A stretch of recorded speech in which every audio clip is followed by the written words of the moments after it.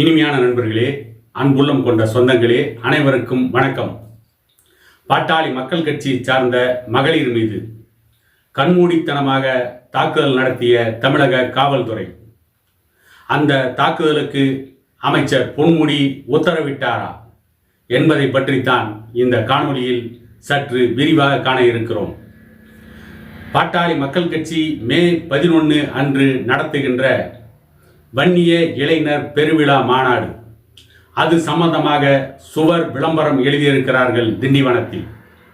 அந்த சுவர் விளம்பரத்தில் இருந்த பெயர்களை வைத்து பாட்டாளி மக்கள் கட்சியின் மீது அவதூறை கிளப்பி தினமலர் என்கின்ற ஒரு பார்ப்பானிய ஏடு தொடர்ந்து பாட்டாளி மக்கள் கட்சியை பற்றி அவதூறு செய்திகளை மட்டுமே வெளியிடுகின்ற அந்த பார்ப்பானிய நாளிதழ் பாட்டாளி மக்கள் கட்சியின் மீது அந்த விளம்பரத்தை வைத்து ஒரு அவதூறு செய்தியை வெளியிட்டது.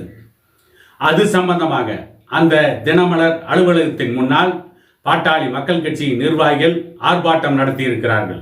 தினமலரை கண்டித்து கோஷம் எழுப்பியிருக்கிறார்கள். அப்பொழுது வேண்டுமென்றே திட்டமிட்டு அந்த தினமலர் நாளேடு ஒரு பிரச்சனையை கிளப்பி அந்த தினமலர் பத்திரிகை அலுவலகத்தின் கண்ணாடி உடைக்கப்பட்டிருக்கிறது. அந்த கண்ணாடி உடைந்ததற்கும் பாட்டாளி மக்கள் கட்சி சார்ந்தவர்களுக்கும் எந்த சம்பந்தமும் இல்லை. இருந்தும் கூட பாட்டாளி மக்கள் கட்சி நிர்வாகிகள் மீது வழக்கு போட்டு கைது செய்து காவல் நிலையத்தில் அடைத்திருக்கிறார்கள். அதை கண்டித்து பாட்டாளி மக்கள் கட்சி சார்ந்த மகளிர் ஜனநாயக அடிப்படையில் தன்னுடைய எதிர்ப்பை தெரிவிக்க வந்தவர்களை திட்டமிட்டு காவல்துறை கடுமையாக தாக்கி இருக்கிறது, கண்மூடித்தனமாக தாக்கி இருக்கிறது. அதுவும் பெண்களை தாக்கியது யார் என்று கேட்டால், காவல்துறையில் பணியாற்றுகின்ற ஆண் காவலர்கள் பெண்களை தாக்கி இருக்கிறார்கள். இது சட்டத்தை மீறிய செயல், இது சட்ட விரோதம். பெண்கள் போராட்டம் நடத்த வருகிறார்கள் என்று சொன்னால் அவர்களுக்கு பாதுகாப்பு கொடுக்கவோ அல்லது அவர்களை கைது செய்யவோ பெண் காவலர்களைத்தான் பயன்படுத்த வேண்டும். அதற்குத்தான் தமிழ்நாட்டிலே பெண் காவலர்கள் நியமிக்கப்பட்டிருக்கிறார்கள். ஆனால் திட்டமிட்டு ஆண் காவலர்கள் வன்னியர் சமூகத்தை சார்ந்த பெண்களையும் பாட்டாளி மக்கள் கட்சி மகளிரையும் ஏன் கடுமையாக தாக்கினார்கள்? ஏன் கண்மூடித்தனமாக தாக்கினார்கள்? நான் கேட்கிறேன். இதே கலைஞருடைய அருந்தவ புதல்வி கனிமொழி அவர்கள் 6 மாதம் டெல்லி திகார் சிறையில் அடைக்கப்பட்டிருந்தார். எதற்காக? 2G ஸ்பெக்ட்ரம் ஊழலில் அவருக்கு சம்பந்தம் இருக்கிறது என்று சொல்லி பாட்டியாலா நீதிமன்றத்தில் வழக்கு நடக்கிறது. அந்த வழக்கின் அடிப்படையில் கைது செய்யப்பட்டு திகார் சிறையில் அடைக்கப்பட்டிருந்தார். திகார் சிறையில் கனிமொழிக்கு காவலாக இருந்தது ஆண் காவலர்களா, பெண் காவலர்களா? ஒருவேளை கனிமொழியை கைது செய்து அந்த திகார் சிறைக்கு அழைத்து செல்கின்ற பொழுது எந்த ஆண் காவலர்களாவது தாக்குதல் நடத்தியிருந்தால் இன்றைக்கு தமிழகத்தை ஆண்டு கொண்டிருக்கின்ற திமுகவை சார்ந்தவர்கள் இந்த கட்சி அமைதி காத்திருக்குமா? கூப்பாடு போட மாட்டார்களா? இந்நேரம் எவ்வளவு பெரிய பிரச்சனைகளை அன்றைக்கு கிளப்பி இருப்பார்கள்.